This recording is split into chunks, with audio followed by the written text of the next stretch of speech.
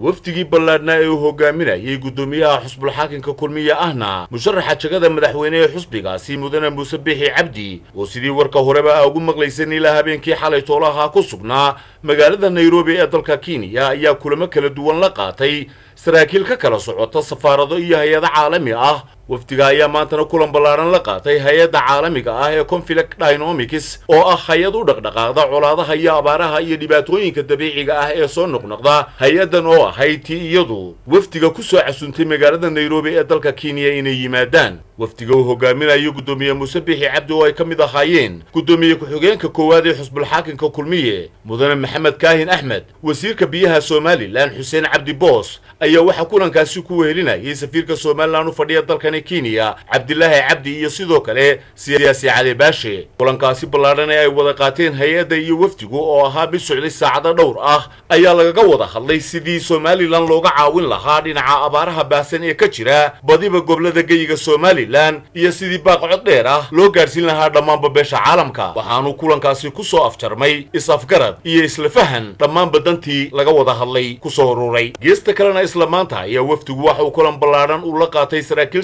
sare oo ka socota bangiga adduunka kaasi oo kulankaasi lagaga wada hadlay sidii Soomaaliland looga caawin lahaa dhinaca dhaqaalaha iyo abaaraha ka jira dalka Soomaaliland. kulankan oo daba socday kulan hore ugu dhaxeeyay gudoomiyaha iyo bangiga adduunka maruu safarkii hore ku yimi magaalada Nairobi. wada hadaladii ay xilligaasi isla qaateen sidii loo xoojin lahaa oo ku salaysan sidii Soomaaliland looga caawin lahaa dhinaca dhaqaalaha iyo abaaraha xilligan xaadirka ah ka jira gobolada geyiga Soomaaliland. kulankaasi ayaa waxa uu ku soo dhamaaday safgarad la isla waafaqay dhammaan badantii lagaga wada hadlay. sidoo kalena wafdigan ballaaran ee uu hogaaminayo gudoomiye Muuse Biixi Cabdi ayaa dhowrkan maalmood ee fooday nagu soo haya waxa ay la kulmi doonaan saraakiil sare oo ka socda hay'ado caalami ah oo ay ka mid yihiin jamciyadda